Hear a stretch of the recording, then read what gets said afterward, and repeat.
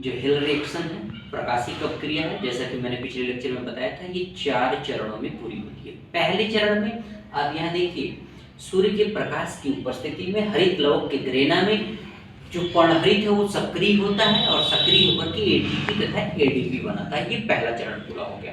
अब एटीपी और एडीपी के बनने से ये क्लोरोफिल ऊर्जावित हो जाता है और ये ऊर्जावित दूसरे चरण में देखो, ऊर्जावित क्लोरोफिल क्या करता है, ये जल के अणुओं को प्रकाशिक अपघटन कर देता है। ये 4H2O ऊर्जावित क्लोरोफिल के कारण प्रकाशिक अपघटन के द्वारा H+ और OH- आयनों में टूट जाता है। और फिर यहाँ पे जब तीसरा चरण शुरू होता है, ये 4OH- आयन का जब संघनन होता है, जब आपस में ये संघनित होते हैं तो ये बनता है जल और ऑक्सीजन, और जल ऑक्सीजन बनता है और ये ऑक्सीजन पौधों की पत्तियों में जो स्टोमेटा होता है उस स्टोमेटा से वायुमंडल में बाहर निकल जाती है। अब बचता है अगला चरण और आखिरी चरण, इसे कहते हैं चौथा चरण।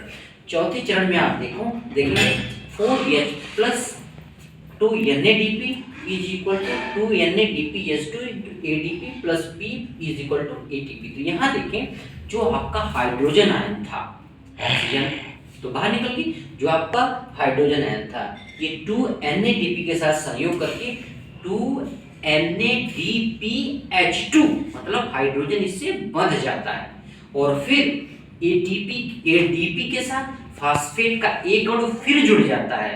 तो ADP के साथ फास्फेट का एक अणु फिर जुड़ता है तो ये ATP में बदल जाता है, एडिनोसिन ट्राइफॉस्फेट में बदल जाता है। और यही क्रिया ADP से ATP में बदलने की क्रिया को ही ADP से ATP के निर्माण को फोटोफॉस्फोरिलेशन की क्रिया कहते हैं। That's all. ये आपकी पूरी प्रकाशिक अपक्रिया है, रिएक्शन एक एक चरणों में पूरा हुआ। चैनल को लाइक, सब्सक्राइब और बेल आइकन जरूर दबाएं ताकि आपको सबसे पहले अगला लेक्चर मिले, बोर्ड में आपके काम आए।